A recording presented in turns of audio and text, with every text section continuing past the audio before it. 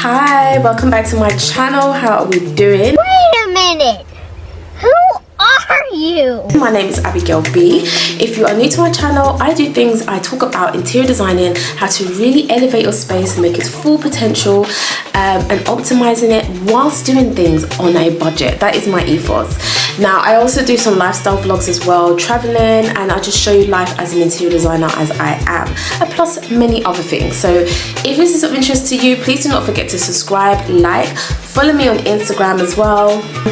And yeah, let's get into today's video. Okay, I don't know why I'm so hyperactive today. Wait a minute, something ain't right.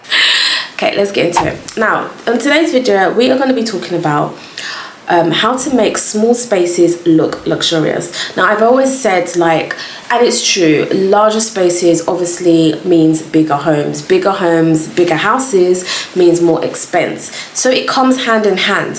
However, it doesn't mean if you have a small space, it can't look luxurious. There's certain elements, principles that you can apply that can really help to elevate your space. And in this video, we're going to be talking about that.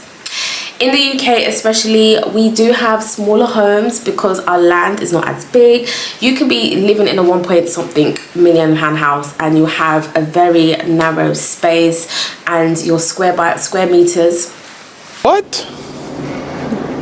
Bro, what are you talking about, man? Meters will not be as big because it's, especially if it's like a townhouse and so on and so forth. So I feel like this video goes for everybody. Like any type of space that you have, you can actually emulate to this as well. But my first tip, I would say, if you really want to elevate your space in small spaces, is just consider your colors that you're using.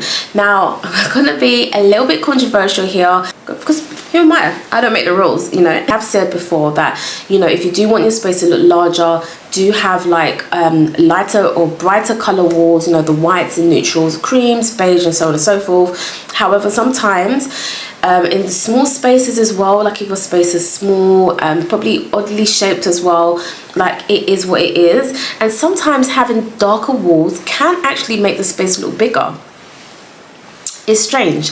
It's just about the illusion, because darker walls, sometimes as you're looking at it, it just gives the feeling, the sense that the space is still continuing. There's still depth to it, and that's what that does. Whereas like lighter walls bounce off lighting for each other and you kind of know where things end, especially if you have lighter walls and the same color ceiling. You can kind of like, it kind of feels a bit enclosed.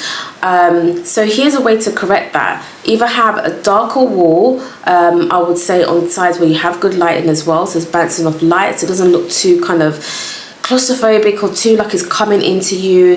Or if we're very daring, maybe just paint all of your walls that color, so like either black or a maroon or dark blue, navy blue, and go for darker hue. When I say darker colors, go for, you want something that's very like rich. And what that does with the darker color, it has this opulence and regalness to it that's just so kind of like very fancy. And I'm going to be showing pictures so you see what I mean by that.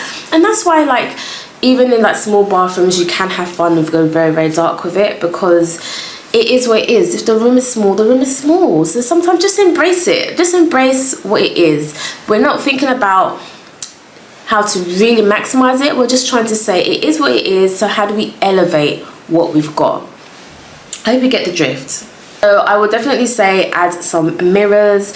You never can have too many mirrors. In my house, there's a mirror in every room, 1 or 2, because we need to be checking things out before we leave.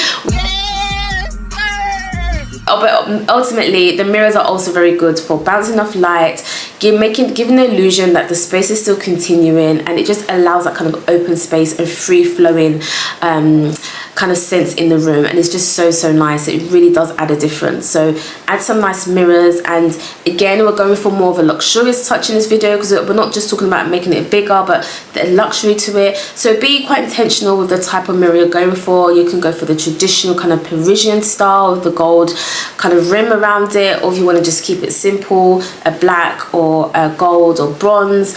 But also make the mirror look quite intentional and creative. So if you want to go for like a pond one or a really large one as well, which I would definitely recommend, make it make sense. Make it look like you put it in the room intentionally and it's part of the decor, you know.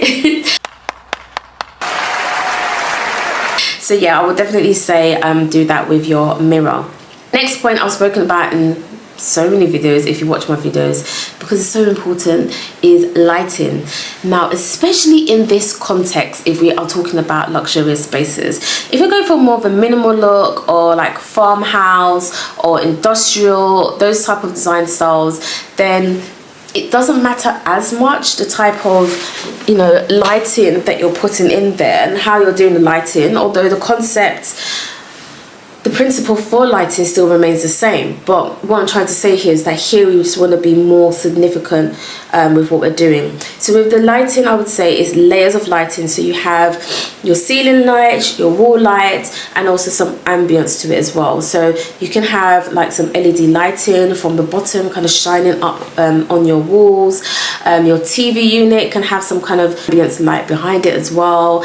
Just think of spaces like if you do have your sofa nearer to your wall, you can have some ambient lighting coming from behind. We just want to really bring that kind of subdued oh my gosh, I hate when this happens, the word has gone out of my head. Cut the show. I'm done. Take me off. Take me off. Cut the show. Oh my gosh, yeah. We want to add the ambience. We want to change the mood a little bit and just make it feel very cozy and yeah, and well lit. And you don't have to have all the lights all at one go. Like it's not a show. We don't want lights, camera, action kind of effect. And obviously be considerate of the type of lighting. Also try not to go for white lighting as well. We want either like a warm white, LED, just something that's not too stark and too flashy in your face. But yeah, definitely the ones that are there, so in the evening you can turn some on and some off, and it just creates that kind of dynamic to the space as well. As I said, I will show pictures as well, so you really get the idea and the concept I'm trying to convey here, and you can really see how the room is really building up with it. There's nothing wrong with even having boxed in shelving. I've done a design for someone recently and they did have a small room and they were very scared about the space and they were scared that the media will encroach too much of that.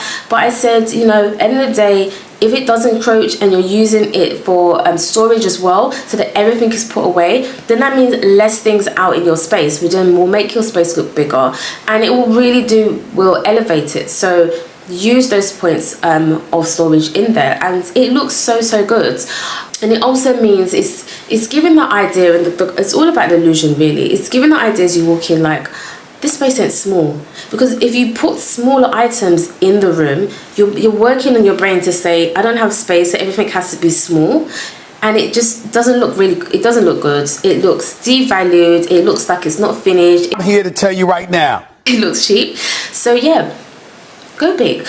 You know, have a nice wide TV unit. If you want to have a media wall, you do that. Just as long as you have a third, remember number 3, as long as you have a third of the space, I would say, in front of you and around, so that there's place for movement, there's places for gathering, for those intimate conversations as well, where it doesn't feel very claustrophobic, then by all means go ahead with that.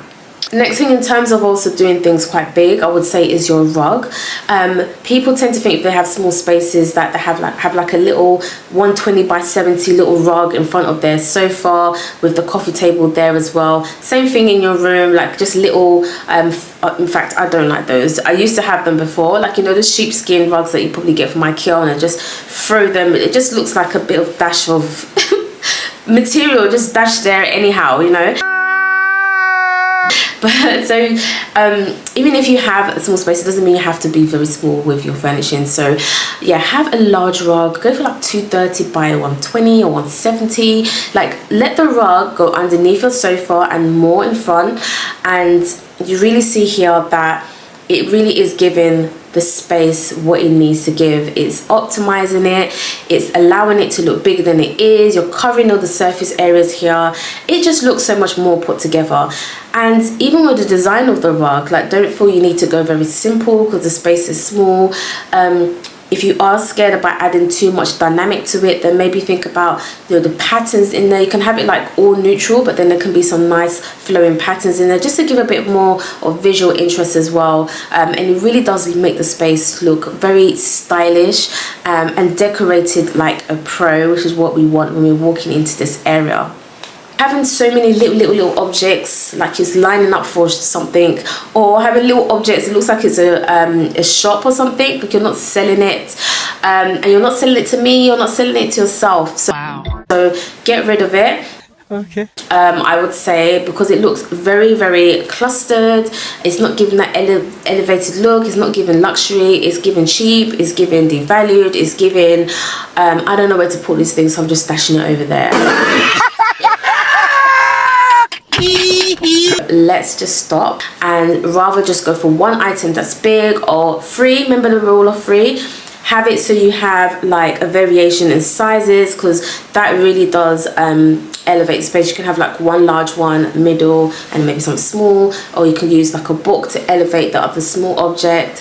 There's so many ways. It's just so much fun doing it as well. Have fun with it. Like, it's not, so don't think too much about it, and that's the reason why you're watching this video as well. If you do have a space for this, I would definitely advise is having a statement piece in there. And again, this can apply to your room as well. So if you have an ottoman or a statement chair or an accent chair that you can invite into your space, I definitely will, because luxurious rooms do have that. We have various spaces for various opportunities of reading and relaxation, opportunities of gatherings and intimate conversations in where your sofa is. And it's not just, you know, one room and chair, TV, bookcase, that's it. You know, if you really want to add some more volume into it, more significant, more dynamic, the regalness to it as well, everything has its purpose and everything has its place. And I will definitely say that adding in more functional areas to the room is definitely more inviting and elevating. So yeah, have an accent chair, or if you don't have space for an accent chair, then maybe just have like a poof or a stool. Might be good to have one that has storage, so again, you're having less things around in the room and you can just put everything in there as well. It really does look nicer when you do that. And yeah, if you have kids, it means at the end of the day you can just chuck things in the ottoman. Yeah, but if you don't, you have another area of storage as well, that's good, and you can have your accent chair, and it's just a cherry on the cake. Also, when you're coming into a room, no matter whether it's big or it's small, you really want to enhance the experience as well as the aesthetics. And coming into a space that just smells very luxurious really does, in your mind, create the whole thing collectively together. So invest a little bit more here and get a really nice candle. Be particular with the type of scent as well. I wouldn't go for anything that's kind of citrusy. You know, we don't want the mandarins and the orange and the lime, the mints, anything like that, or lemon, because it just looks like it will smell like cleaning products. So go for more deeper scents, woody scents, oud. If you do like flowery ones, patchouli, those type of scents really do resonate with more luxurious homes and decor experiences. So try and opt for those. And I'm telling you, it's not just about the look, it's about the experience, because you'll be smelling it, you'll be feeling it, you'll be believing it, and you'll know it. All of those things, that my room, my space is luxurious. It's just the icing on the cake. It just brings it all together, these little pieces. Now, I hope this video was helpful. I was really talking about more living rooms, but if you did like these tips, I can do another video about how to kind of elevate a small bedroom. I do have another video about making a room luxurious, so I will put this up there somewhere so you can go back and have a watch of that. Now, thank you so much for watching. I'm so pleased. I want you to come back and learn more and have fun with this. So please like and subscribe and share this video with your friends and family. So, oh, have you watched that girl Abigail B? You know, share the love. And yeah, I will see you all in another video. Bye.